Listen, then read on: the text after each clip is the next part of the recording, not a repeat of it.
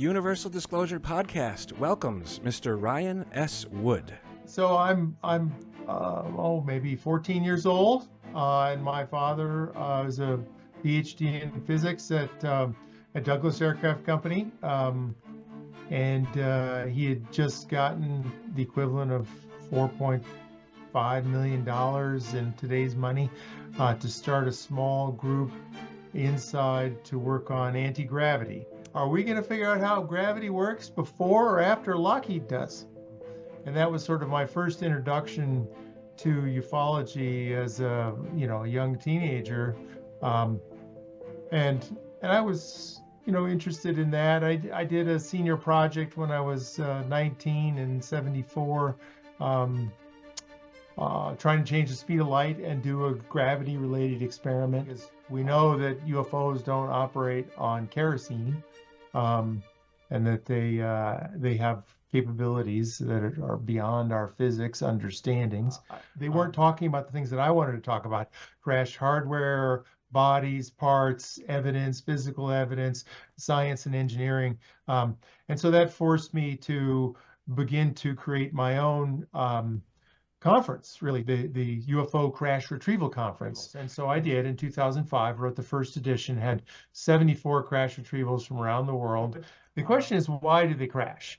And as you mentioned, Stuart, there could be the deliberate seeding of kindergarten planets with technology. What do we have? What's it made of? And does it do, like for anyone out there who might be like aerospace scientists like yourself? Yeah. Like what do we got? What's it made of? What does it do? If you want electricity to run your magnets and gravity control system, this might be the power plant. So this shows me that we don't understand what gravity is, because we need to create the opposite of gravity in order to neutralize its effects. It's all about gravity control and gravity manipulation. If you give me 1% gravity, we can save the world. I mean, in the 50s, there was a lot of work on gravity in the public domain before it sort of went all quiet. The following program is presented for general information, education and entertainment purposes only, and is not intended to be advice of any kind. The content, views, thoughts and opinions expressed in this program are those of the individuals involved. The use of information on this program is at the user's own discretion. Welcome back, one and all over the world. We might not know exactly who you are, but we know the general area, and we are pleased that you are here with us for this next conversation. Reverend Stu, how are you today? I'm feeling great, Mike, and I'm pleased that you're here with me. I'm excited to listen to what our next guest has to say. There's always some incredible insights on this show. I'm really enjoying it.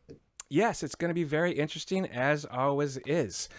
Today, we are going to be talking with Mr. Ryan S. Wood. And he graduated in 1978 from Cal Poly San Luis Obispo with degrees in mathematics and computer science.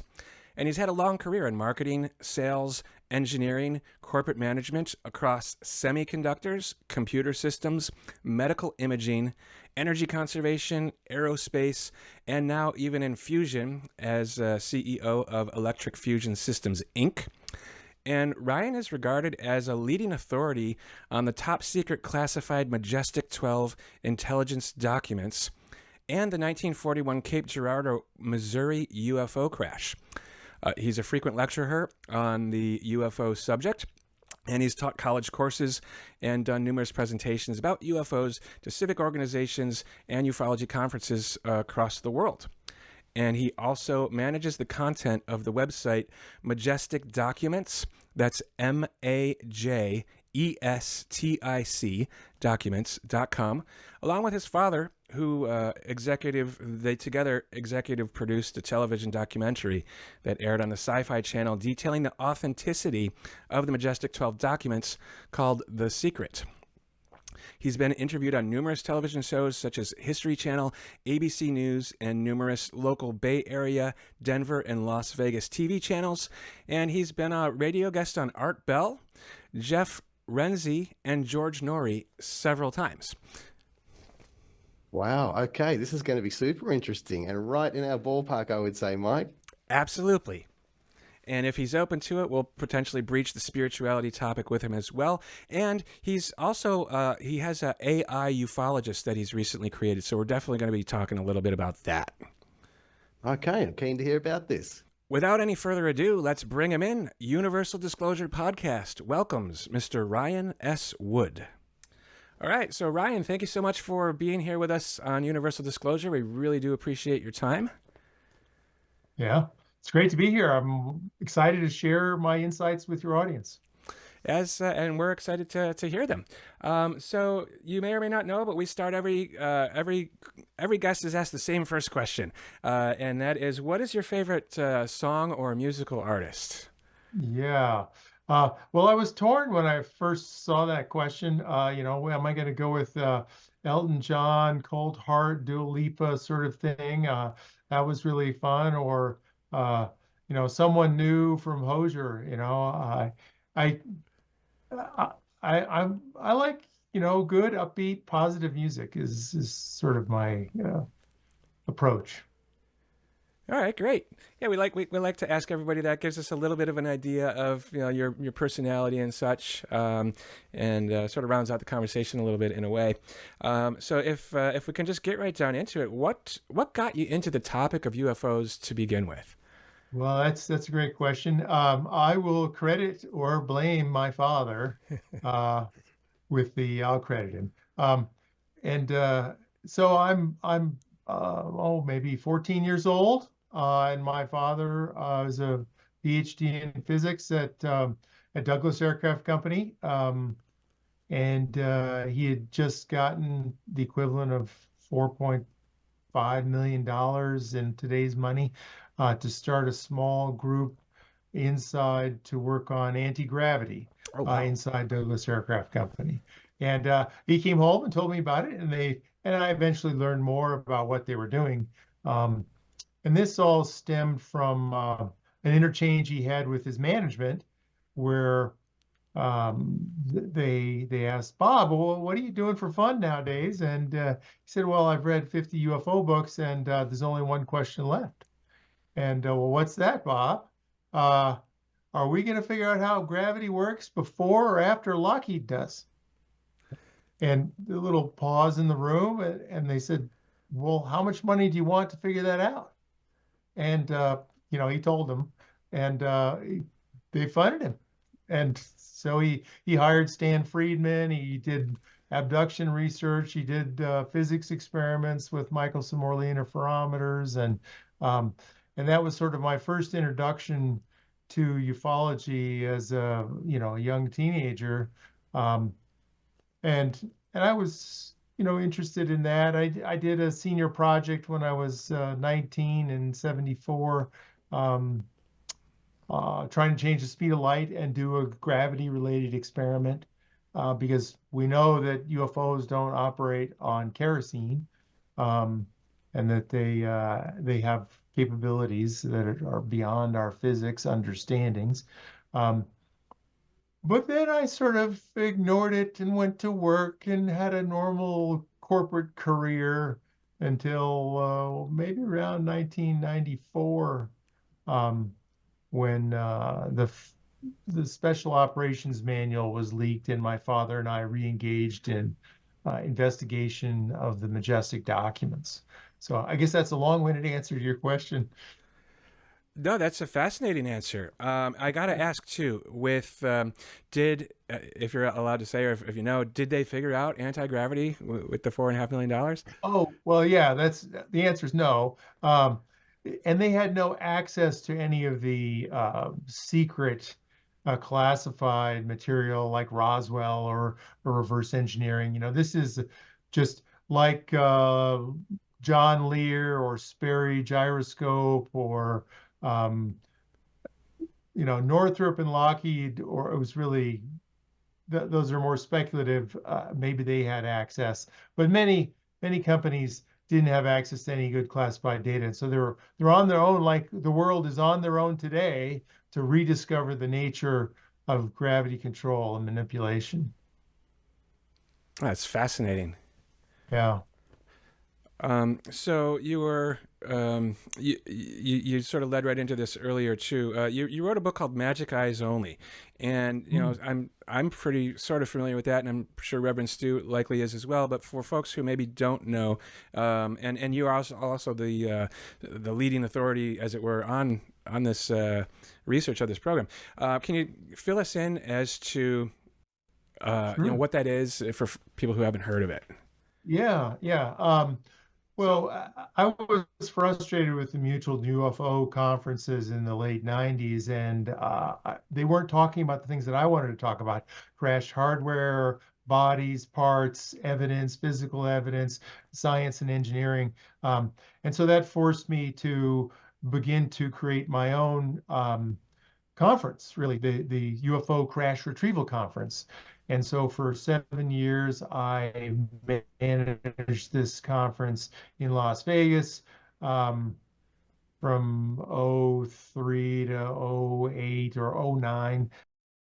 And part of that process, I decided I needed to write a book about UFO crash retrievals. And so I did in 2005, wrote the first edition, had 74 crash retrievals from around the world. Um,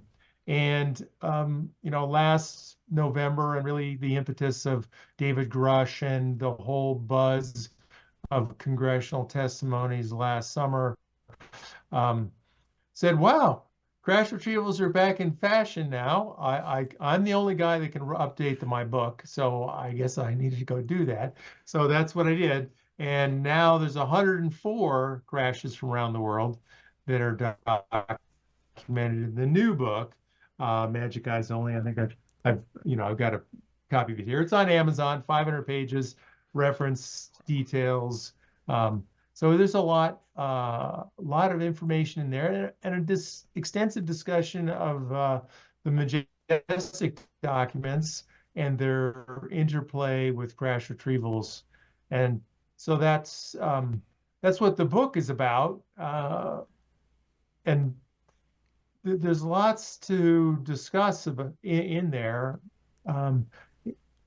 Well, Ryan, 104 crashes. I'm amazed. Like, if you told me there'd been 5 in our human history, I would think that was an incredible amount. But 100, well, now I've got to speculate that either something we're doing, some kind of technology we're running, is contributing to these outcomes of crashes occurring, or it's intentional somehow. Someone is trying to seed us, provide us with some technology. What are your thoughts on that? Yeah, that's a great question. Very, very common question of, why so many crashes? And I'm underreporting it because I don't have good access to Russia or Africa or South America. So it's probably a much bigger number. But the question is, why do they crash? And as you mentioned, Stuart, there could be the deliberate seeding of kindergarten planets with technology so advanced that you can't figure it out. But at the same time, you have to recognize that while the planet needs more science and education to try to figure it out. So that's one scenario. The other scenario is we have this deliberate effort to try to shoot them down with radar or proximity fuses, maybe in World War II era, or a good negative lightning bolt is 100x or no 10x, a positive one, the most common one. So you have natural phenomenon, you've got man-made phenomenon, man-made attentions, you've got them seeding. And David Grush, in his testimony before Congress, said, well, a certain number of our missions end in failure. So they're not perfect. And then the other thought that's probably the most logical in my mind is that these are, in essence, disposable biological drones. And we don't pick up the drones that fall out of the sky in Ukraine and give them a burial or something. So they're on a one-way mission across the universe to explore as fast as possible. And so, why come home? Mission done, crash. I mean, Wow. I'm speculating, but those are some ideas. I guess that's how we're approaching it when we send probes out. We're not necessarily anticipating that we're going to be able to retrieve those Yeah, probes. They're going to stay at that location. yeah, yeah. That's a good point. Very true. Yeah. To go back to Majestic real quick, I saw you at the MUFON Symposium in Dallas in 2024, and you had put up a picture of either the members or the suspected members, as it were, and I just couldn't count all of them. It looked like there were more than 12. So can you go into that? Like, where did Majestic 12 come from, and then how many are in there, and then maybe if you can speak on like who are the known folks or likely folks to have been in that program. Yeah, well, that's a great question. I mean, originally the first document that was leaked is 1984 to Jamie Chandray, who's a LA film producer or television producer at the time. And in that original document called the Eisenhower briefing document, there was 12 members of Majestic 12. And there's a list on our website, MAJIC Eyes or majesticdocuments.com, where people can go and look. There's also, if you dig around, there's an Excel file you can download, like 120 names of people that are linked to the Majestic documents field, either one way or the other. And there's a little description of why they're linked or why they're requested. So that's how the original 12 started. And then I think at the MUFON conference in Dallas, I showed a slide of the Air Force Scientific Advisory Board for 1947, and there was maybe 25 or 30 people around this center figure of Theodore von Karman, a very famous fluid dynamicist and somebody that was very much plugged into the reverse engineering of the Roswell craft and event. But all those people, okay, I give you a flying saucer in 47 or earlier, and we got to figure out how it works. And so you end up tapping a bunch of people in different compartments, metallurgy people, propulsion people, trying to figure out everything. You got this whole forensic team trying to figure out what's going on. And hence you need a lot of different people, different skill sets to work on it. And it's not just the scientific advisory board from 47, it's the one from 48, 49, 50, 51, all those guys. And they're known. I mean, I can go to the National Archives, I could get their names, I could get their FBI files, although when you file for their FBI files, the typical response is, well, it's under 400 pages, it's 39 months to wait for it to get there, unless you want to sue us, and that takes money and time. So it's a very tricky process to dig deeper and gather credible evidence, although, maybe a congressman or a senator could put his thumb on the scale and make things happen faster. Interesting. Oh, yeah. Well, what about okay, so that was my misunderstanding, I guess, from the picture that I was talking about. That you were showing it wasn't Majestic 12 per se. It was, this. Well, all the members there were, I think many of the members were there, but it wasn't exclusively all. And I'm sure that it was compartmentalized too. They had, a top secret, different code for people that were focused on propulsion versus body parts. I mean, clearly it's obvious that you would have different skills, different doctors, different, the Office of Surgeon General and the Medical Corps would be very much focused on, what's the alien biology like here? And how does that work? Is it dramatically different? Write up the reports about that. And then you'd have the physicists going absolutely crazy as to, how does this power plant work? How does gravity work? Well, let's take it apart and then do science and reverse engineering. Okay, that's interesting. Now, the craft are providing a proof of concept in a sense. Okay, this is a real phenomena. This technology obviously exists, so therefore let's pursue it. Let's understand it.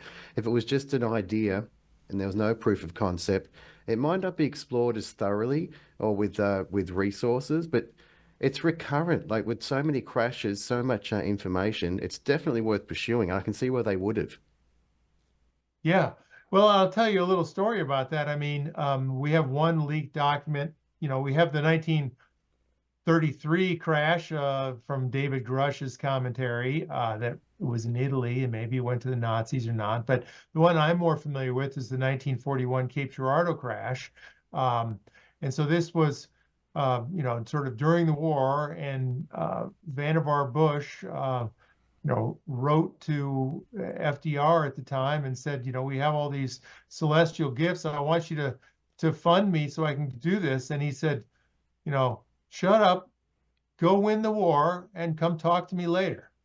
And Wow. it was, you know, it wasn't that cruel, but it was sort of a slap in the face to focus on winning the war, and then we'll get to, you know, this reverse engineering effort. And when Roswell happened, it really allowed a deeper, oh yeah, wow, we got not just one craft, we got a couple, and then they kept happening, and we have all this other parts, and it's time to set up the top secret research and development intelligence gathering organization in September of 47, and start to fully exploit and reverse engineer this technology for the, in theory, the betterment of man, but you know, it's really the betterment of the military industrial complex, and how to gain advantage militarily. So I like that question, Stu. Thank you. In terms of materials, are you able to speak on that? Like, what have you discovered, or what do we have? What's it made of, and does it do like for anyone out there who might be like aerospace scientists like yourself? Yeah, yeah. You know, like what do we got? What's it made of? What does it do? You know. Yeah, well, it's a great question. So, in one of the leaked Majestic documents available on majesticdocuments.com is the White Hot report. So this is like a 23-page report that they spent all summer, the scientists, working on and describing in detail what was going on inside this flying saucer that they were analyzing. And there's a section, a page there that describes the neutronic power plant. So this is their best understanding of, you know, the nature of the propulsion system in 47. And they said, you know, uranium hexafluoride in metallic form, hydrogen fluoride gas, water and uranium tetrafluoride, powdered magnesium and potassium chlorate. Potassium chlorates and things like that, and powdered magnesium are good dielectrics. Metal similar to a chocolate brown in color, don't know what that is. Uranium-235 in metallic form. Plastic-like material similar to Ne-102. And when we first heard that comment, Ne-102, well, what's that? What? And we finally found that in the junkyards of Los Alamos, and in the historical context, you know. So it's not available now. You can't put it into Amazon and buy it. It's sort of a plastic-like material that was sort of lost. Beryllium, pure aluminum, thorium isotope material, and plutonium powder. So they had mass spectroscopy there and so forth. So if I was building a gravity control system, I don't think I'd be using this. This may be the power control. You know, if you want electricity to run your magnets and gravity control system, this might be the power plant. So that's an example. There are other details of what happened and what went on, but those sorts of descriptions are all right there for people to read and study. And they're in my book too, with more context. And as far as what's what the skin is made of, that's been a hot debate of late.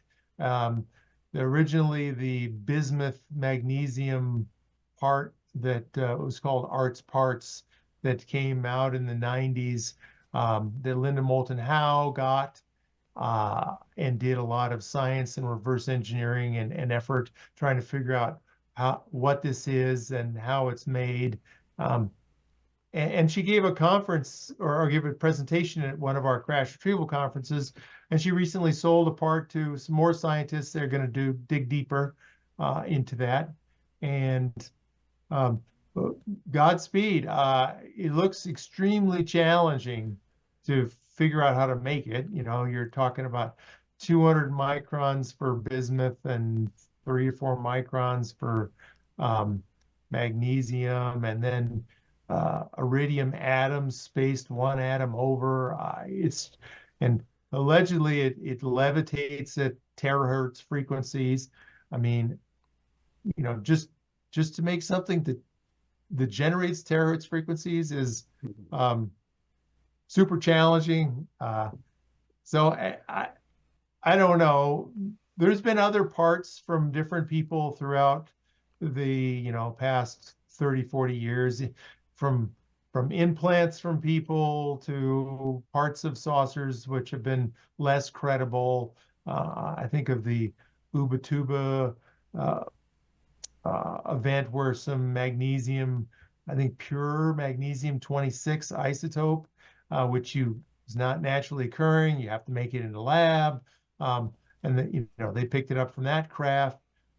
So there's hints here and there about materials, and including in the latest MUFON conference 3 weeks ago, they showed a metamaterial. This it looked like a piece of aerogel floating on top of a flower that was calcium, copper, iron, titanate. In my mind, it was a dielectric. It's a high performance dielectric you use in a capacitor design. And one of the principles of gravitational control, or one of the speculations, is asymmetric capacitors. Now there's craft reported that in the shape of a pyramid. And that's an asymmetric capacitor. I mean, a typical saucer, if the underside is less area than the upper part, that's asymmetric. And a triangular craft is an asymmetric capacitor. I think that's one of the clues to the nature of the gravity control and propulsion systems of craft.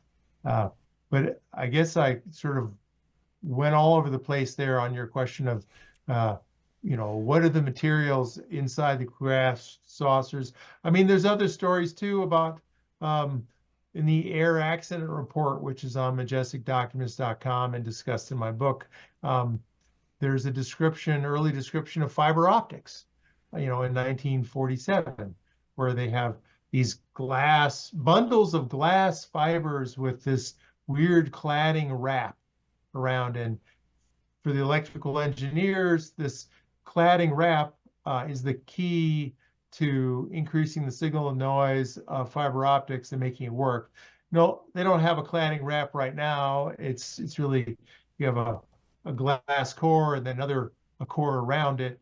So you have this refractive index that keeps the light in the inner core channel. But nevertheless, that's a hint that is something that I could say, well, somebody should go investigate the history and origin of fiber optics and find the original people that did the research. Did they have classified contracts? Did they have,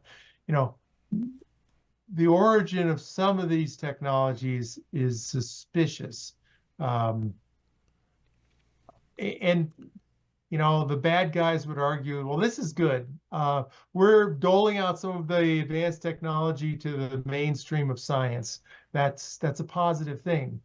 We're doing our duty, check mark.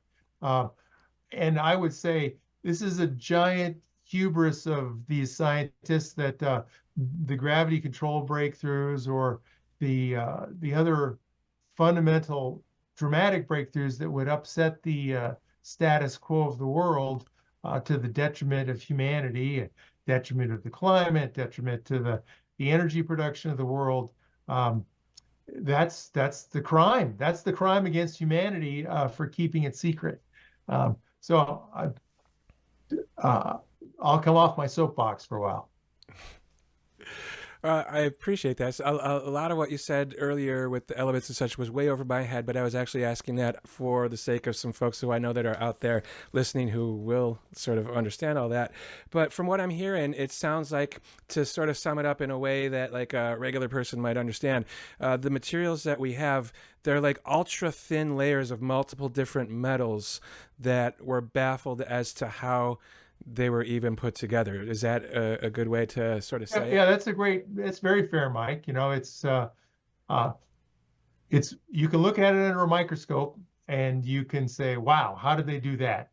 And you think about, well, you might be able to do vapor deposition, but you really can't do it to the thinless, and you can't place iridium atoms atom by atom now. We don't have the technology to do that. You can't put it in your 3D printer and print it. And then furthermore, you still don't know what it's good for. It's like, why do it?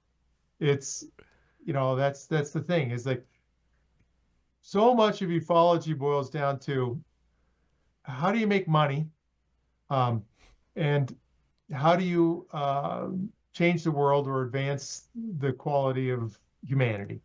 And the bad guys may have figured that out, but we in the white world have not. And that's our challenge. I was going to say, there's some sort of phase cancellation that needs to occur so this shows me that we don't understand what gravity is, because we need to create the opposite of gravity in order to neutralize its effects. Yeah. I mean, you need to absorb it or somehow manipulate it. I mean, in my opinion, it's bound up in general relativity and Maxwell's equations and some new insights. And the theoretical physicists can go keep working on it. They should stop working on string theory and start putting the resources on gravity. It's all about gravity control and gravity manipulation. I could care less about CERN and all these other places around the world working on physics experiments. It's not going to help. If you give me 1% gravity, we can save the world.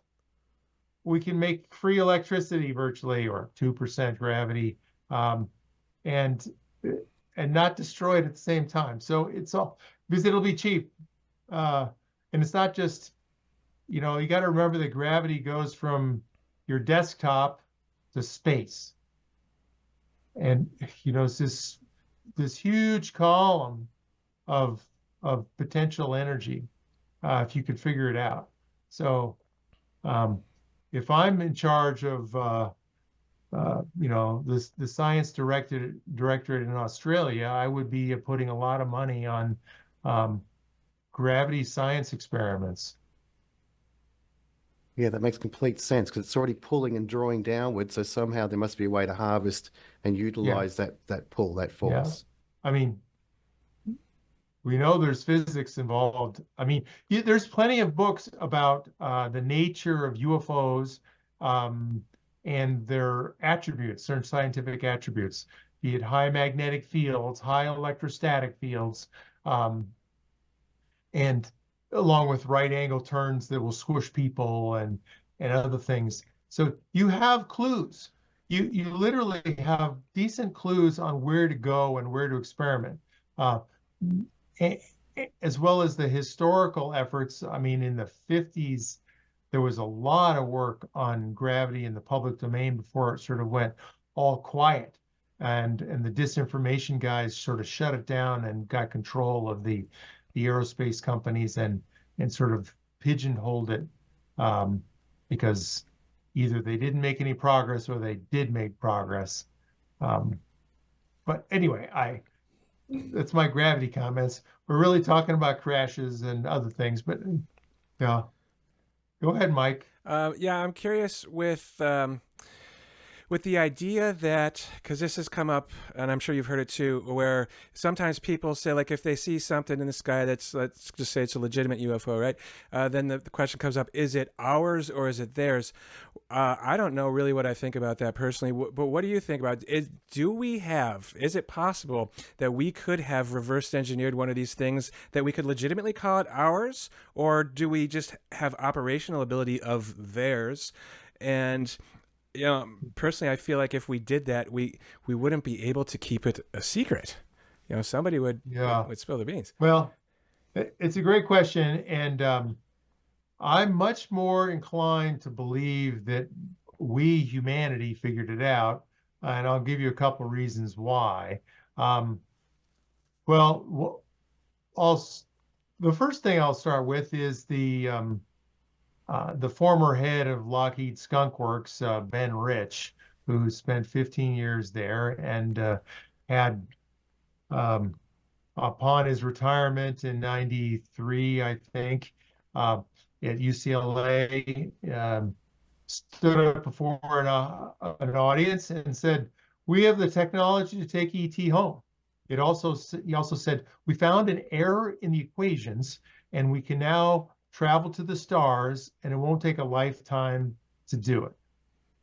And this was repeated several times to several different witnesses. And so that's a clue in my mind that here somebody says we figured it out. But I've been researching the sort of history of gravity back in the 50s, and the Glenn L. Martin Company in 1955 formed a group called the RIAS Group in Baltimore, Maryland, focused on gravity research. And they hired a tremendous number of really high talented theoretical physicists and mathematicians. And they worked on this problem. And when I started to dig into this RIAS group and its members and its authors, they all have Wikipedia pages and they're all stunningly brilliant. And I think that that was the group in 1960 or so figured out the equations. It was not, they did experiments too, and then there were some other specific UFO cases that are very telling. I sort of hang my hat on the Temple, Oklahoma 1966 case by Eddie Laxton. So here's an Air Force electronics master sergeant who spent like 10 years in the Air Force. He's driving to work at 5 a.m, rounds the bend, and sees a craft parked across the road. This long, elongated sort of teardrop-shaped craft with a little tiny horizontal stabilizer on the rear, and a man standing in front of the plank or the hatch that came down. He got out of his car, started walking to him. He's like 80 feet away, and sees chevrons on his the soldier's arms, a bill turned up with English letters on it, and the man saw him, got in his ship, and whirred away. And another witness saw this. Is reported to Project Blue Book back then at the time, but a highly credible witness. Great drawings. I mean, it had numbers. It said TL 4719 or something like that on the side of the craft for test lenticular, device or something. But here was an example of a very credible witness seeing something that was man-made. And you can go to other cases like Lonnie Zamora, and there's some in Connecticut. And I mentioned a few of these in the MUFON proceedings, our MUFON symposium, which you may have watched. That's online. So I find that very credible that, if they had it working in 66, they probably designed it in 64 and figured it out in 62 or earlier and so forth. I clearly think that they had it then. And the Glenn Martin company figured it out. And then they had this choice when they merged with Martin Marietta in 1962 is did Glenn Martin give the secret to this new merged company or not? And the new merged company focused on nuclear power plants and underground facilities, and they had a lot of work in highly classified areas. And I think that's where it broke away. That's where it's somehow the secret was, bottled up, hidden away, and may have become what's widely reported as the secret Space Force. And, I don't have any evidence that that's real. I'm skeptical, but I mean, interesting, there's no reason to believe that it's not true or is true. So anyway, it was a long answer for you. Yeah, it's great. I definitely heard of the Secret Space Force as well. For me, more often than not, the stories that come with that are I can't wrap my head around it. But like you said, there's no, who's to say it's not real, right? Right. Okay. So, I'm kind of curious with crash retrievals. In your opinion, what would be the most credible case out there, and then what's maybe the most obscure case in terms of the crash retrievals? Yeah. Well, it's a tough question. I mean, what is credibility, and is that parts? Is it bodies? Is it witnesses? Is it documents? Is it the most credible one is Roswell because it's got survived the strongest test of time. There's been the most evidence, the most research, the most discussion about it. So that's the one that's strongest and biggest that we know about in the public domain. And there's lots of obscure ones too, but the obscure ones are often, I have a rating system in MAJIC EYES ONLY book where it's low, medium, high, and high for authenticity, so to speak, or credibility. And I'd say most of them, maybe half, are in this neutral position. They need work to push their needle down that it's not credible, or push it up that it is credible. And the hardest part with any crash retrieval is figuring out precisely where and precisely when did it happen. And if you have any of that or close, you can begin to investigate. I'll give you one example. I mean, I went to a crash site outside of Death Valley, and I went there. Where can you go into a little more detail? Where exactly? That's pretty close to me, and I go there sort of on a regular. Whereabouts was that? I think you go up 395 and then you hang a left. I have to go look precisely where it is. I want to say it's near Lizard Rock, but that may just be an obscure little thing on the map. But if you're really interested, I'll tell you. I'll send you an email and give you the answer. Yeah, that would be great.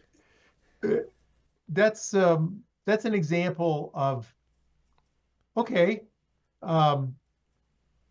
my friend John and I go there. So we fly to Las Vegas, go out to the desert, walk around this thing, take some metal detectors, try to find stuff, and then we can't find anything. And then you go back again. Well, let's take a psychic back again, and they say, "Oh yeah, this is where it happened," and there may be stuff buried over here, and then you need to go back again with somebody with a backpack metal metal detector that could pick up a paper clip 6 feet under. And then you need to pull the aerial photography of the era to compare that. And you need to review all the newspaper articles of the era and time, and then try to find any witnesses, or who was the sheriff at the time? Did you ever hear about this? You can just keep going and going and going, and your credit card keeps going up and up and up, and you can easily spend $30,000-$50,000 investigating a site that could be useful or a dead end, and that's typical. The Death Valley case is kind of probably a low cost investigation, one where there's it's near a city and you got lots of witnesses to find and interview, or find their kids and interview. So there's tremendous opportunity to investigate further, and there's lots of leads in some cases. Some cases are more of a dead end. You can't do anything with it. Hopefully that was useful, Mike.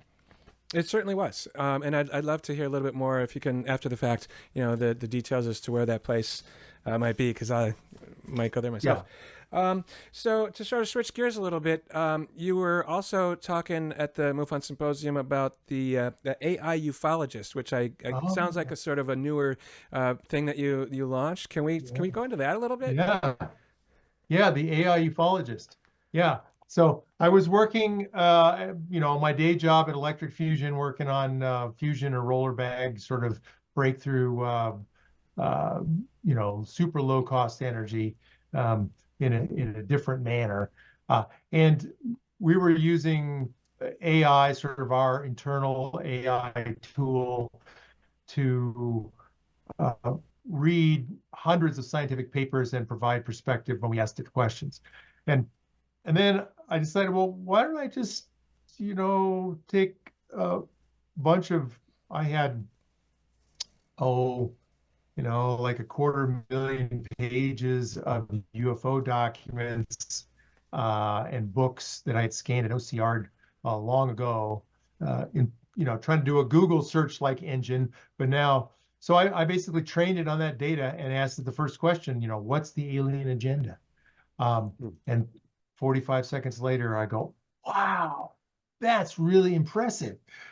I mean, I got like 2/3 of it right, but no, it was the other third that I had forgotten that was the interesting thing. And I've been in the field for a long time. And then I asked the next question, well, why did they abduct humans? And so forth. Why are they here? What's the cover-up control group doing? And it's all trained on this unique hive of ufological data from all these books and documents. You can't possibly read them all or remember them all and understand the correlations and subtleties. And so that's what was a tremendous dive. And I just kept asking questions that intrigued me as somebody who'd been in the field, and then wrote it up. It's $15 on Amazon. But I will say that if any of your listening audience wants to go to UFOdex, UFOdex.com, they can submit their own question to the AI ufologist, and we'll get an answer back. It's not in real time, so it'll take a day or two, but ask anything you want about the nature of religion and UFOs. Yeah, I mean, you can go to UFOdex.com and ask any question you want of the AI ufologist, and we keep adding more data all the time. I have another batch of books and National Archive documents and FBI files that are getting scanned and OCR'd and put into the database. But my goal is to get, a couple million pages of uniquely ufological quality information from my perspective. So I'm trying to manage the garbage in, garbage out problem of that AI can have. And we can adjust the hallucination factors and the way it works. And it ends up, it's not just ChatGPT 4 or Omni. It's there's multiple agents that go and respond to the query, and you get higher rankings for more common and truthful answers. And so it's more sophisticated than, it's more like your corporate internal AI tool that you might have to pay Microsoft or somebody to go create for you. So, and we've basically done it, and we're working on a gravity tool as well. But for your audience, I urge them all to, get their questions answered. Everybody has questions, and it's and the answers are generally very sophisticated, robust, referenced, good examples. Is it perfect? No, but is it getting better and better? Yeah, it really is, and it's sometimes very amazing. Yeah, I had actually asked a couple questions myself, and if it's okay with you, I'll post them on our website after the fact too, because I was talking about, does ET have a spirituality? And I think I asked about like what would happen to religion with disclosure, and it was some pretty interesting information that came back. Yeah. Okay. Well, good. I'm glad that you got that. So. Well, it seems interesting to me, even as a brainstorming technique, just prompting further questions. And we had Reverend David William Parry on, who was asking specifically about, are we asking the right questions? And this "are we asking the right questions" is particularly pertinent to the AI software, I think. Yeah, the right questions about the nature of the phenomenon, or the nature of, it's a very complicated topic. It, it goes to the agenda questions so much. Is it a scientific related study of approach that the ETs are trying to do to us, and we're trying to learn their technology from them, or is it more a resource acquisition? Are the human beings, their DNA or their epigenetics, because your DNA has got maybe 10 or 20% to do with your trajectory in life. And that much of it, and the other science in biology and epigenetics, is more about your environment and your upbringing and your exposure. Are you an athlete? Are you what you do, how you think, and so forth, and that influences your life and your biology. So what's the most interesting thing on planet Earth from an ET perspective? I don't think it's gold or manganese nodules on the ocean floor. It's the 98% of the DNA that's in us that we have no bloody idea what it's good for. It may be leftover alien DNA. Who knows? And they may decide, well, we really want that, or it may be more spiritual. We have a soul, and maybe they don't. Or some of them don't. Because if we we can make life in a petri dish, and it doesn't get a soul.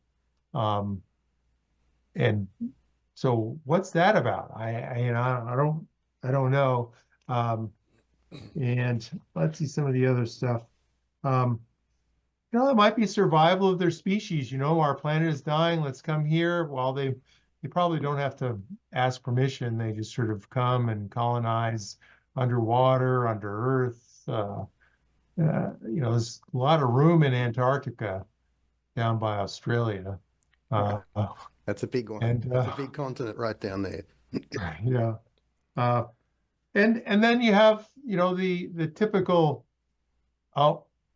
the alien is getting his PhD in anthropology, and I'm studying emerging civilizations, and this one, planet Earth, oh, they got the nuke in, July of 45, and let's see how they manage that problem. Um, and not, do they fry their planet or not? How do we influence that or not? Do we involve ourselves? And then what are our other advanced alien civilization races doing about this or not? The prime directive seems to be generally approved or accepted, but it may not be. Um, it may be more like the Borg of Star Trek, which is a little nastier. I wondered something similar. I wondered if these probes are androids, and the part that they're missing is something that we have, either the genetics or the soul aspect. Like if it's AI that's approaching us and trying to understand us, then it would have like a Pinocchio kind of attribute where it's I'm not a real boy, and if I could only get some of that DNA from those humans, I could one day become a real boy. Yeah, it's a good analogy. Yeah, I think it's completely credible to think in that way, Stuart.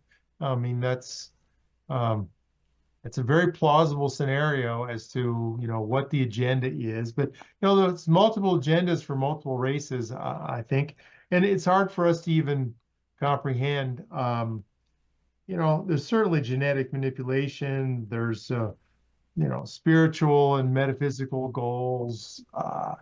This is getting more into the world of abductions, which is sort of outside my field of expertise, although I listen to it and I'm kind of interested. And the AI tool has a lot of data on abductions. It has all John Mack's work and Jacob's work and Katharina Wilson's work and, Richard Dolan's work. And so it has the data set to answer these questions in a sophisticated way. Also, just on AI in general, I see AI as an extension of our left brain, logical, analytical consciousness, rather than our right brain, emotional awareness. And I find that very interesting. It's like we're projecting that side of our consciousness and expanding it out into the world. And there's a place for that. I don't mean that pejoratively. I don't mean that in a negative way. But I I find that interesting. So we're sending out a probe, which basically AI is our probe in this sort of consciousness way of trying to explore, understand something that it is not. So we're sending out a robot basically to understand something that it might not be able to understand, but it's still worth doing. Yeah. Well, it goes to the whole notion of emotion and ESP or telepathy or, you know, the ETs tend to communicate mind to mind with the abductees. And even some of the, maybe it was the Roswell crash, I think, where in Colonel Corso's book, The Day After Roswell, he had these hands or controls that fit hands. And so you can imagine sort of a biological machine interface that's telepathy driven or linked in that way, or linked through the hands and the mind. So, I mean, we certainly don't understand ESP, and that's another thing that we all should be trying to do a better job of, is be more intuitive, be more psychic. In my mind, get better sleep, take your magnesium, take your vitamin D, practice a little bit. I think that you could potentially, somebody that's smart and focused on it could probably create a nutraceutical, an ESP one, and do a clinical trial and actually try to characterize. Yeah, we can make you 10% some more psychic. I don't want to be 100% more psychic because that would freak me out. You know, I don't want to be reading people's minds, and oh my God, that would be a nightmare. Well, this is kind of where I was heading, because I suspect that the craft is an amplification of the right brain aspects of our psyche. So if we're plugging our hands into a craft, amplifying our consciousness, okay, I choose to travel from here to there, and it facilitates that outcome. That's my suspicion. That's what I think is happening. Yeah, no, it's completely reasonable. Um, and you know, we don't have any data or evidence to prove it, but it's certainly, well, I mean, there's the Corso reports, but I like that. I think it's most logical and highly reasonable if that's a key aspect of this, you know, phenomenon, this ET phenomenon, is that the nature of psychic phenomena may be in fact linked with quantum entanglement and wormholes and gravity and those physics mechanisms. And we happen to have a biological pineal gland Pineal, that yeah. that amplifies or facilitates that um, mechanism. So yeah, the AI Ufologist is fun. I'd urge everybody to get a copy, and it's easy to digest. It's a very different book in that you're get uh, sort of your questions answers. I mean, it's the 30 biggest questions in ufology that everybody asks the sort of common man, and so That's that's important. That's fantastic. I, yeah. it's data mining all that information. Now, I suspect that AI might eventually uncover something classified just by making connections that haven't been obvious to people. Times, dates, places, people's activity. Now, I wanted to ask you about this too. Are you familiar with the work of Bruce Cathy? He was a pilot from New Zealand who spoke to other pilots and started to plot out where other pilots told him they'd seen craft or anomalous sightings. And he worked out that there was a grid associated with those sightings. He created some software called, the name escapes me at the moment. There's a grid software. I've used it, and you can plot out locations like the aerial phenomena, the school in Africa, the one here in Westall, Mhm. and there's intersecting lines at those points. I don't know if they're gravitical lines, but there's something connected here. Yeah, um, the grid lines of the Earth, or uh,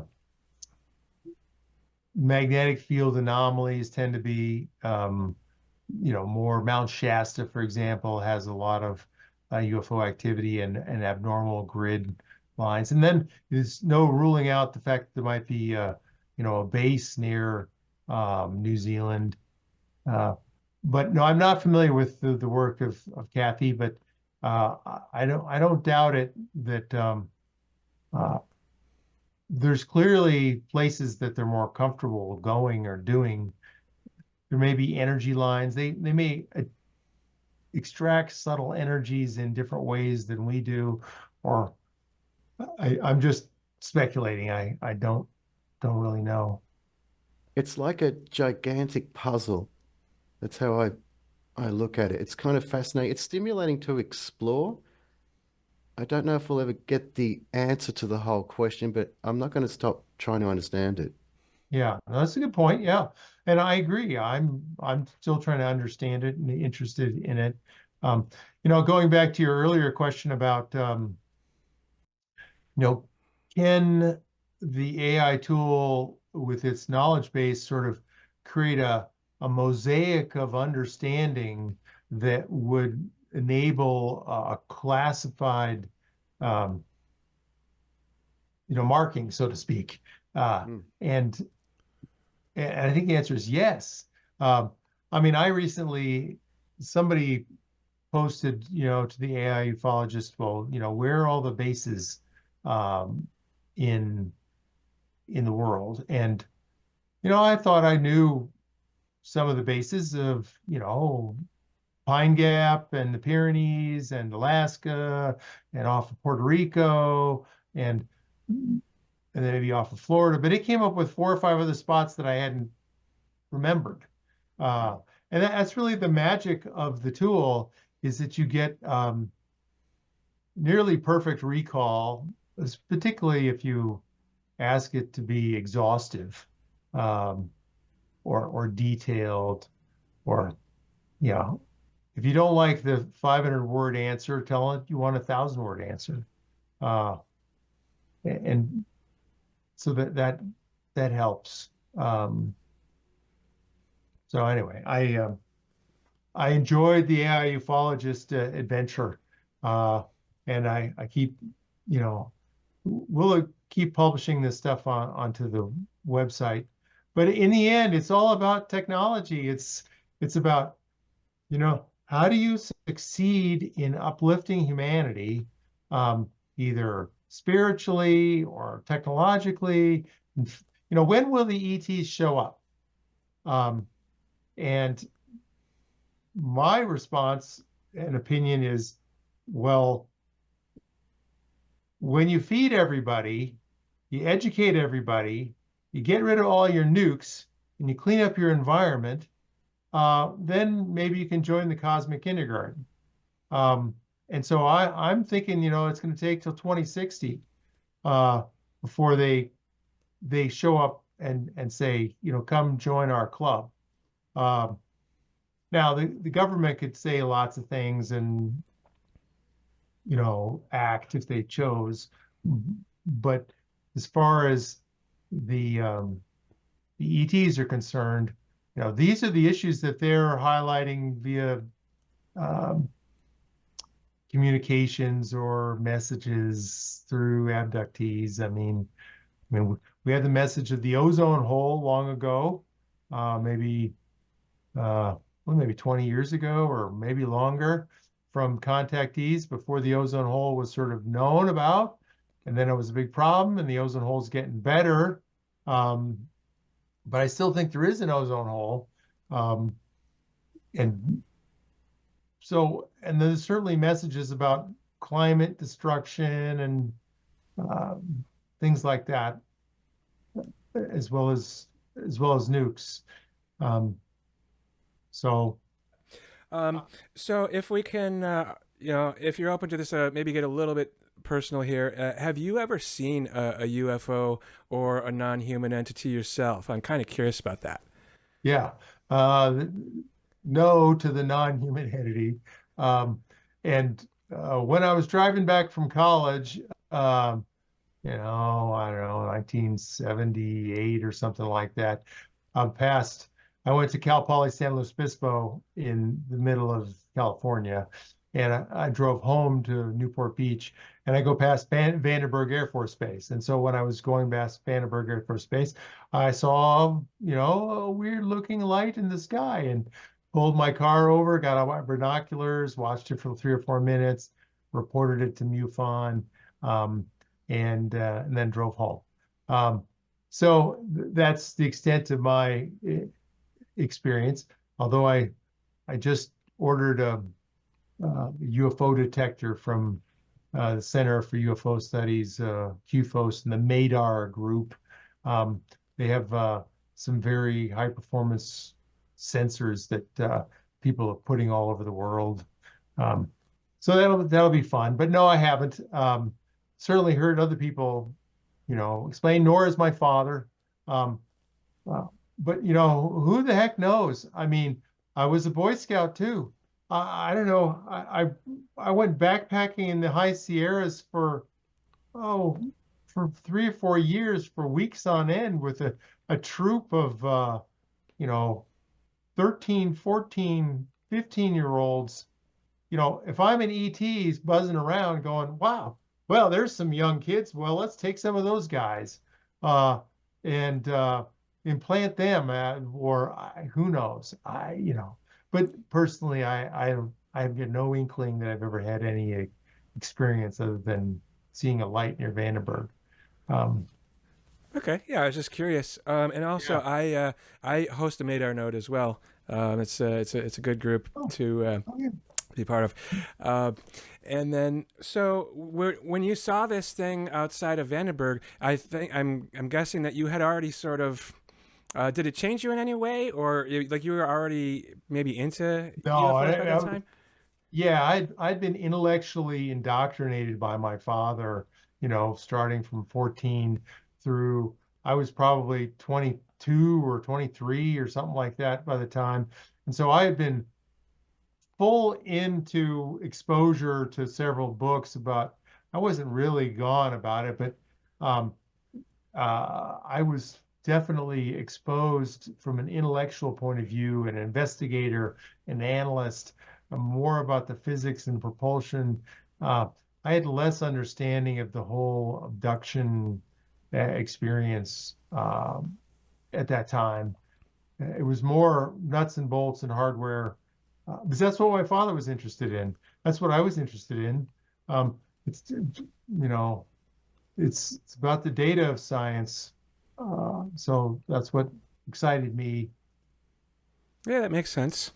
Yeah. It's also interesting too because a lot of times, more often than not, when someone's interested in this topic, it tends to be because they saw something or experienced something, and then they become like maybe obsessed or whatever. Or, Yeah. but it sounds like you were just sort of intellectually curious for a majority of your life, and that's kind of the most of the extent of it, right? Yeah. And people like me, I think are um, well, there's a few of them around. I don't think Richard Dolan, for example, has had any experiences Oh, really? per se, but I've really asked him that question, and he's done tremendous work into the history of the national security state and the Yeah. details, and there's several people in our lots of MUFON field investigators have probably have had never seen anything. I mean, it's common to not see anything. Um, Well, that's and, interesting. and My perspective is quite the opposite, but really, I guess that's how the phenomenon works, right? Your perspective I is mean, based on. Yeah. yeah. I mean, I wonder. Next time I'm on stage, I'm going to say, how many people have had an experience that brought them here versus how many people have been intellectually curious. Um, I think the answer might be 50-50, but I don't know. And then the people that say intellectually curious, you don't know if they're fibbing or not.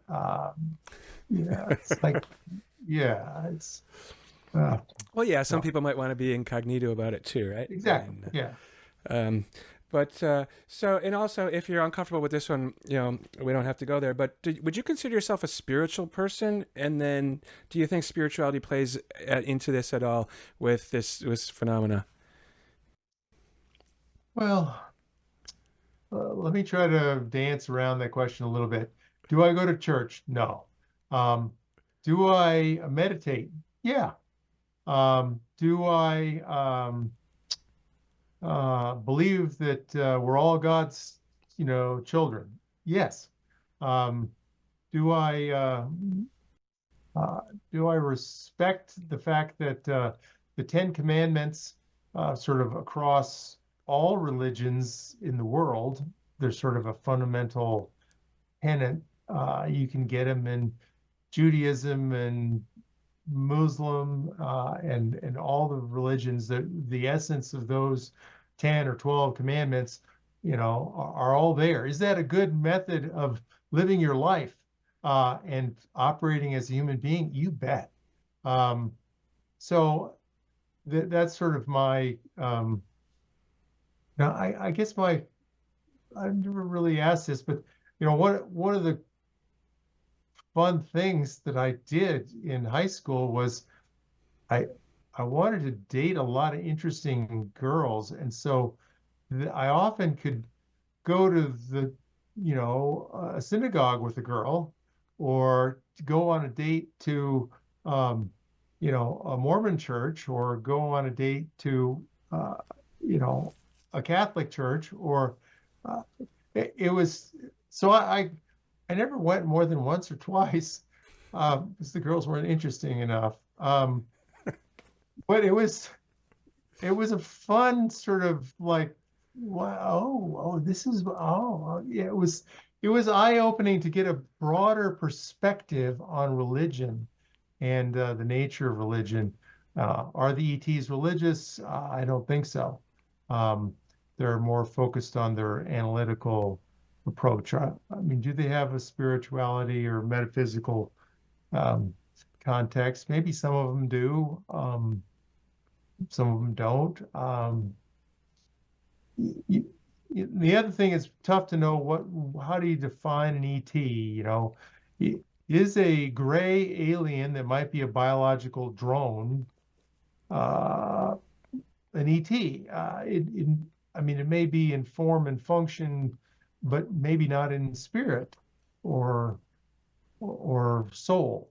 That seems to be, and then going down the soul challenge of, well, what is the soul?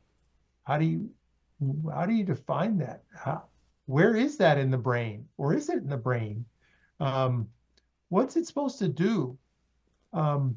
Reincarnation, multiple lives. I mean, I'm just speculating like mad here for you, but it's you asked that spiritual question. So I don't know. Is that answers Okay, my yeah, question? I was just kind of curious to see. You never know where we go with that question, so I just wanted to toss it out there and Yeah. kind of see what happens. So as someone who's been, I mean, you've been speaking about this for quite some time all over the place. Is there anything that you haven't been asked that you sort of wanted people to ask, or is there any type of information that you haven't said anywhere else yet that you want to share with us here?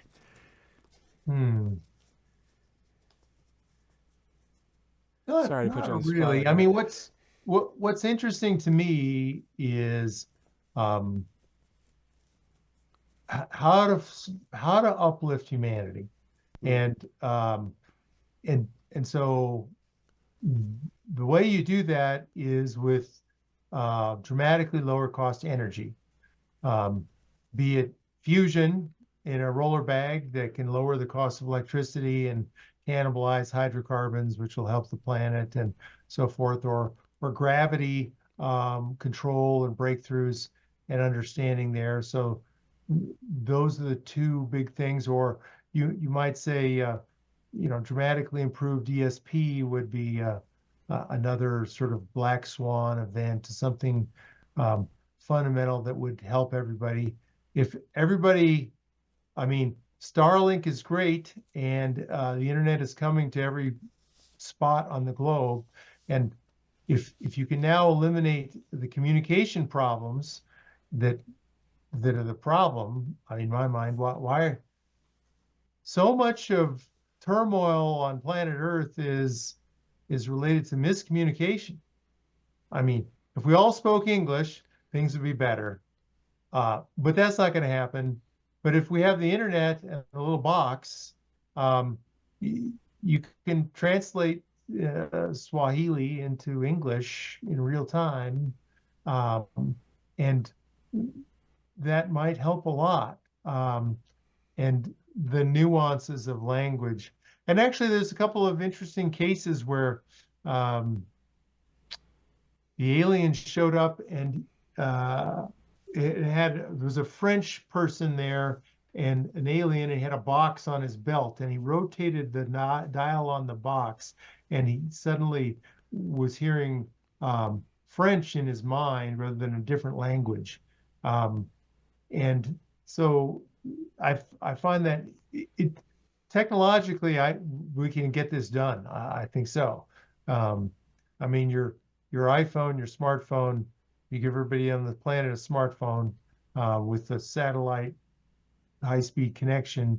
You can start to educate everybody. You can start to communicate better, and this would just, it just helps everybody get higher. But energy and gravity are the things that excite me the most, as well as ufology, and moving that ball down the court of championing the Majestic documents, because I'm the only guy who's sort of signed up to do that.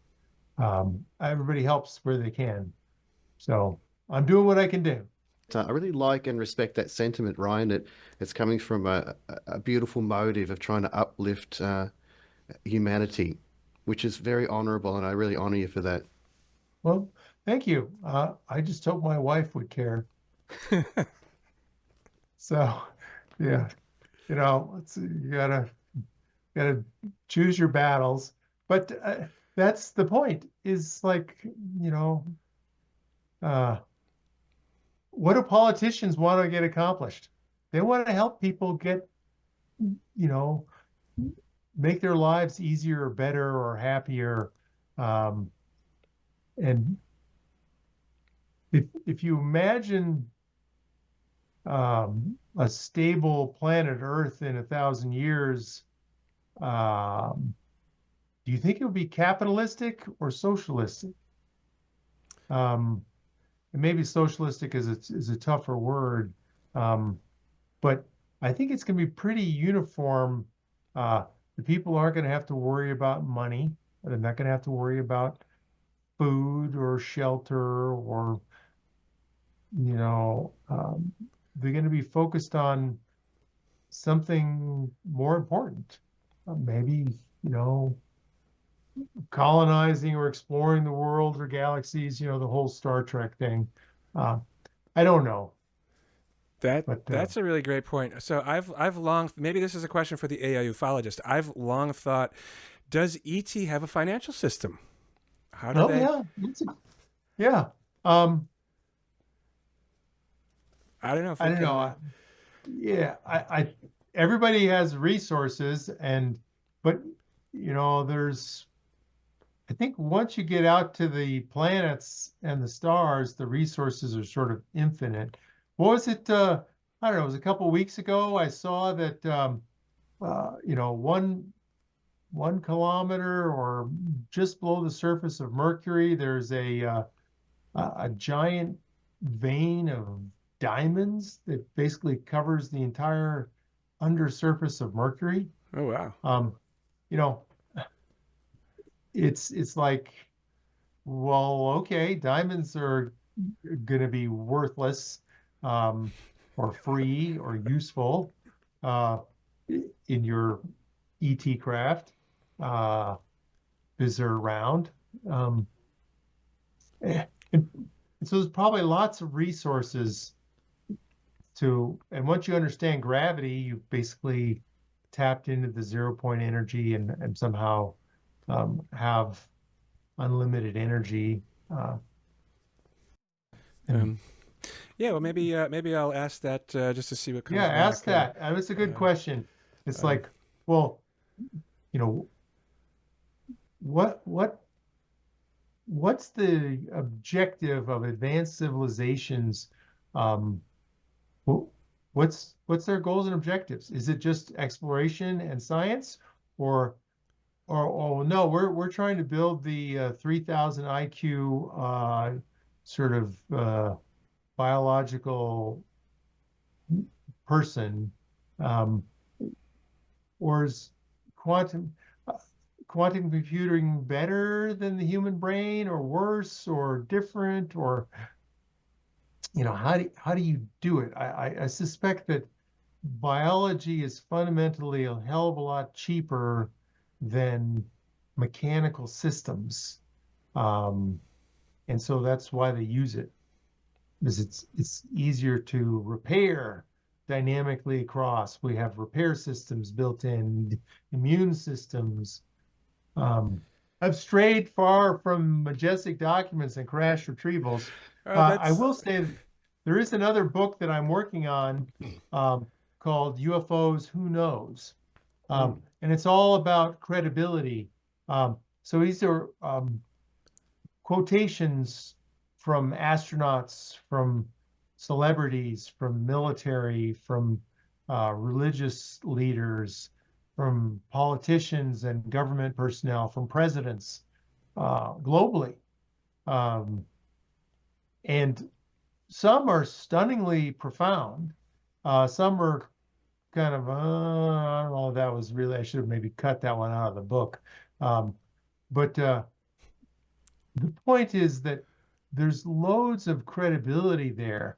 Anybody with a reasonable open mind in the common man sort of scenario, not the ufology people, which already have, you know, understand, but, you know, hey, I don't believe in any military general. They're basically hooey, but by Jove, you know, if Linda Ronstadt said something, or some sort of celebrity said something, or my pastor or religious leader said something, boy, that's worthy of resonance.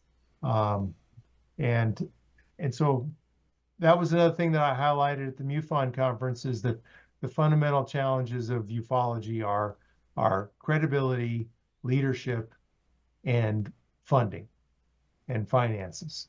Um, and credibility is my effort to work on this and get it widely known and get more and more credible people saying something profound about the nature of it, and bring more people along. And then funding is the other conundrum of how do you get $20-30 million deployed responsibly into ufology, to turn your podcast into, to first of all pay you and do an active job of promoting and exploring not only authors but programs, and work on television, and work on investigations, and work on protecting whistleblowers. Just protecting one whistleblower. Well, I'm not going to tell you what I know because I'm going to lose my pension. Well, here's the contract that says you get your pension for life. And they're going to try to kill me. Well, maybe you need protection, or you need support in this way or that way. I mean, you could easily be $1 million. And so you can't just suddenly, you got to have money to protect whistleblowers, is just one example of why there aren't any, or aren't very few. And that's something that needs to be done to move the field forward in a substantial way. That's a great point, especially because it goes back to what you were saying before too, with like if people are going to put dollars out there, they want the ROI, the return on the investment, and I don't know how anyone makes money with ET unless you're Steven Spielberg, or you have this material that you're talking about that maybe can be patented, and that might be part of the problem, which is also what makes me wonder, does ET have a financial system, and how do they get over all of this greed aspect of it? I mean, I think books can make money, but there's sort of a break-even scenario. And television programs can make money, but it's often not the executive producers that make it, it's the networks that use it or control it. And then there's this delicate problem of how far do they go? And of course, getting on mainstream media is a real challenge. Even some of the Majestic documents, I think it was the 5th annual report in 1954 that says we need to establish firm diplomatic relationships with the press. And this goes to the CIA's Operation Mockingbird, where they had a program to control information about the Cold War with our press organizations in America, let alone the UK, which has D notices. I think Australia may have the same thing. I don't know. Stuart, do you know? No. Do you mean Project Mockingbird, I think, was to try and suppress or alter information that was being released, wasn't it? You mean an equivalent? Yeah, maybe that's right. I was more interested in the concept of the D notice, where if the government tells the UK press to do not publish this, it's national security, that they're legally obligated to not do that. That wouldn't surprise me if we have that here, because our system's largely modeled on the British one. Yeah, and that's not true in the United States. But then again, people like Anderson Cooper have a secret security clearance, and many people on 60 Minutes have secret security clearances, and some of them may be plugged in. So we we interviewed, or my father and I interviewed a guy in LA that was in the television business, and he was sort of a traffic cop of arbitrating stories that were local stories that would go to the national news media for potential national broadcast. And he had two directives from management. If it has anything to do with terrorism, you had to be extra cautious. And it had anything to do with UFOs, you have to be extra cautious. And generally, the local UFO stories will not make the national news.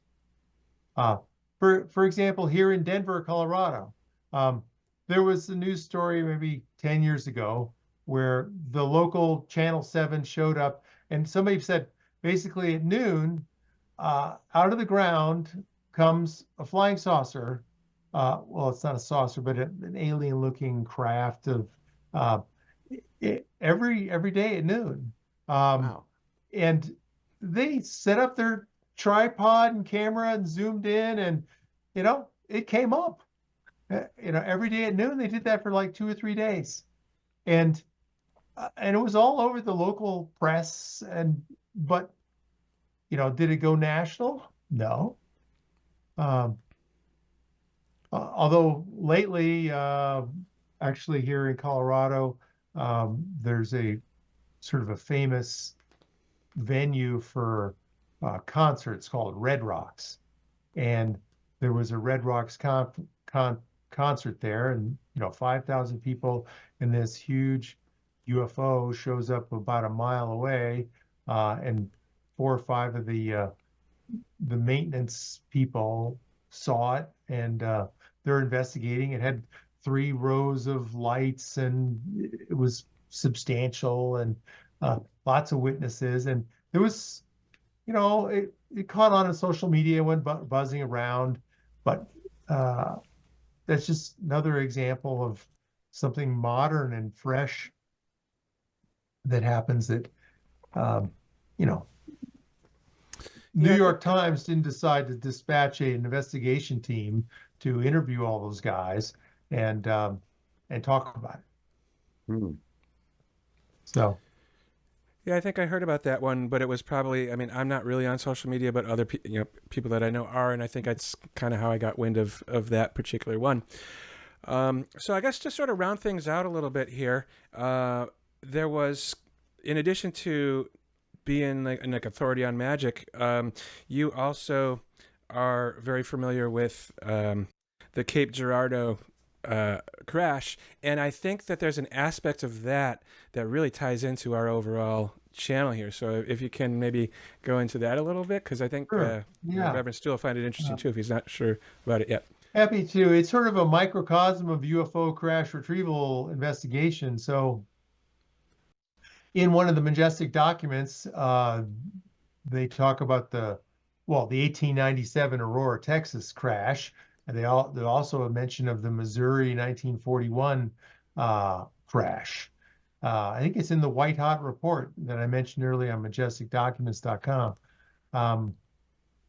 And with that, Stan Friedman, now deceased, got excited about this Cape Girardeau crash that he had heard about, and finally found Charlotte Mann, who's the granddaughter of Reverend Huffman, who was called to the scene of a crash retrieval in the spring or fall of 1941, about 15 minutes from his house on Main Street. And so he was escorted in a police car, and they drove out, and he offered blessings to 3 dead ETs or aliens, and pretty much the standard thing happens. The military shows up and swears everybody to secrecy, and they cart all the bodies and craft away to Sykeston Base, which is in Cape Girardeau. They did a lot of World War II pilot training there. And that and it disappears at that point. But what's interesting is that Charlotte Mann got this information from her grandmother, Flo Huffman, basically on her deathbed, and said, grandmother, I've heard about these stories, bits and pieces here and there throughout my life, and I really would like to know what this, alien and crash was about. And Flo Huffman said, well, my husband said we're not to talk about it, and Charlotte convinced her that this was really important to her, and she's very much a more spiritual person, and convinced her grandmother to basically fill in all the details that she could fill in over the next few days. And I've interviewed Charlotte Mann on tape. Other people have several times. It's been the subject of MUFON conference proceedings, and there may be some video on the web, but I don't know. I haven't looked in a long time. But it's a highly credible witness with the documents. And then I did some research around, well, okay, it's 1941. Let's go to the National Archives and look for historical U.S. Forestry Service aerial photography. So I got 1940 and 43 9-inch negatives in black and white off the reel at the National Archives at College Park, Maryland. And you find the right spot, and you've figured out on a map within a 15-minute drive of his house on 540 Main Street where the potential locations could be based on roads and traffic speeds and times, and you have a mosaic, a ring, so to speak, of likely areas, and then you can compare the aerial photography, looking for scars in the earth or changes that would pinpoint precisely where it happened. Or another thing that you can do is, I went to the fire brigade, or, well, they don't call them brigade, fire station logs. In Australia, they call them brigade, I guess, as well as the UK.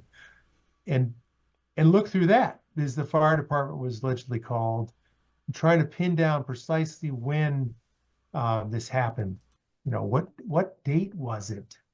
And then who are the officers or the firemen that were there, and find those witnesses and talk to them. Or it was clearly military that came from the Sykeston base. And so getting lists of personnel from this military base and what was the function, and maybe it was the commander there that who came out, or the lieutenant commander, or then, where are the duty rosters for people that were on duty there, which are in the National Archives. And then there's the story of Rush Limbaugh, that Rush Limbaugh grew up in Cape Girardeau, senior and junior, and Rush Limbaugh Sr.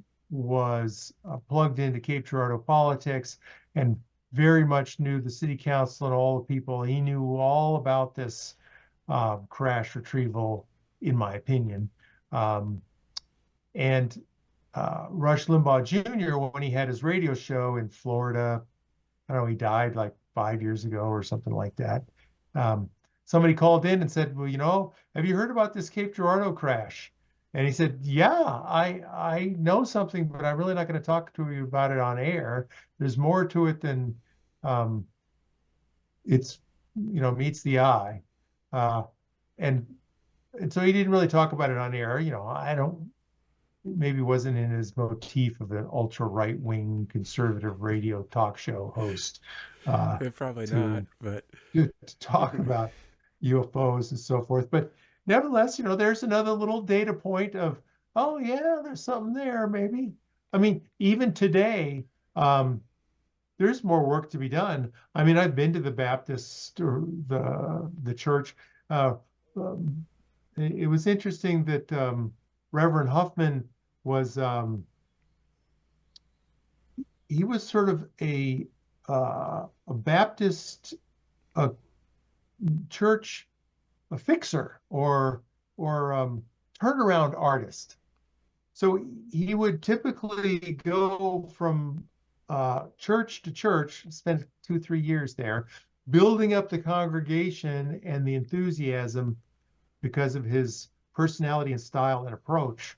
And then they would reassign him to another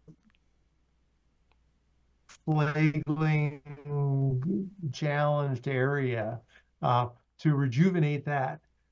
So he was certainly talented at this aspect of religion from a business point of view of, we need more contributions, we need more souls to the Baptist theme. Like a soul hunter. But he's an interesting guy, Yeah, the part that I found most interesting about, I mean, aside from being a crash case, which of course is fascinating, but that we sent out a reverend or minister to perform last rites on what ended up being like alien creatures, and that's, right. Yeah, and I don't. The scenario which that occurred is unclear. It's sort of speculative. It could have crashed, and somebody could have found it and said, "Oh, there's dead children here. I don't know what to make of it." And the call goes over the radio. Well, send the priest, and now or the minister. The other thing is that back in the 40s, ministers I think had two hats. They may be preaching and focused, but they're also the psychological counselors and the mental health professionals, so to speak. Maybe it's more obvious in the Catholic Church with confessionals and things like that. But I think that so often people that were frustrated with challenging decisions in life might seek the counsel of their priest or their minister or reverend. And I think it's maybe less likely now, but people do it. People want the opinions. They want the all clear sign. This is okay to look at. Exactly. Again, I guess the highlights in my mind are ufology needs more credibility. It needs more leadership. It needs more money in a substantial way. I mean, you couldn't even operate a small corporation with what's going on. I mean, our challenge is that we have this diverse set of talented people across the globe that are interested. There's no strategic plan. There's no uniformity as to what our objectives are. And we're competing against a highly militarized, unlimited funded organization that often gets to the evidence before the white world or the open scientific community can do it. And so we're always behind. But we have to keep trying because that's all we can do. That's the nature of leadership, is to just be a pivot, do what you can do, try to make a difference, and move forward in do the most important thing you can do right now, sort of attitude. So those are my closing remarks. All right. Thank you so much. Reverend Stu, did you have anything else that you wanted to ask about? Or? Well, I just want to thank Ryan because it's been an absolutely fascinating conversation, and I've got some new perspectives on the whole situation, things I was previously unaware of that I'm going to follow up on. So thank you so much. Yeah, well, it's a great pleasure to be here. Thanks, Stuart, and thanks, Mike, and tally ho. Let's get after it.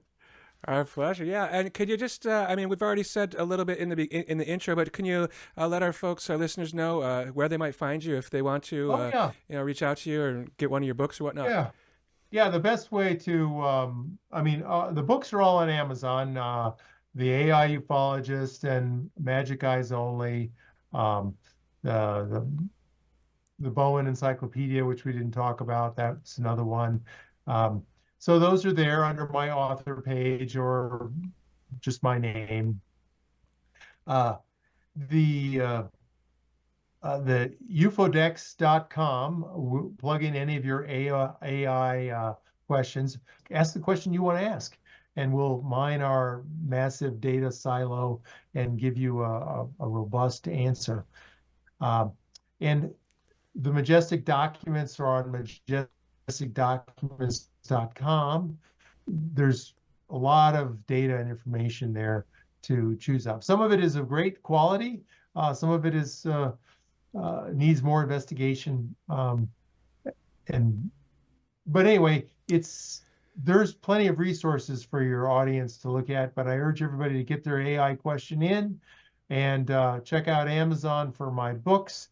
If you want to learn about crash retrievals and more data about the AI ufologist and the agenda of the ET. Great. Well, Ryan, thanks so much for joining us again. We really do appreciate your time. Yep. Thank you. Good luck to it all, and let me know when it gets posted. Okay, yeah, we'll do. Thanks so much. So, Stuart, that was a little bit different than what we've done so far, a little more nuts and bolts, but I found it quite fascinating. What are your thoughts? Yeah, I really like the integrity of that kind of research, getting it sort of grounded in this reality, so to speak. And I found myself really intrigued by the whole thing. I'm definitely going to ask that AI system some questions for sure. Yeah, and I think I mentioned it earlier. I did as well, and I'll post those results on the website where I was asking about spirituality and God and ET, as it were. And I'm definitely going to ask it about if ET has a financial system. I'm curious to see what it comes back with on that. I love that. We're going to need some kind of exchange rate happening there. Exactly. Wow. Yeah, a lot of information. I really liked his openness and candor on everything. I've got major respect for that gentleman. Very fascinating. Yes, indeed. So now, next episode, we are talking with Mr. Scott S. Smith, right? Yeah, now that's going to be an interesting one. He's a wealth of knowledge as well. And he comes from a Mormon background, so it's going to be very interesting to hear that kind of lens as well. I'm very intrigued to hear what he's got to say. Oh wow, yeah, I wasn't aware of the Mormon background. That's great because now we can start to breach into a new area of this overall topic, as it were. So yeah, everyone brings something new, and it's like other pieces of the puzzle. We're trying to put the whole picture together. It's fascinating. I really enjoy it. Excellent. So join us next time, and we'll be back on our regular schedule then. And thanks for tuning in, and we'll see you real soon.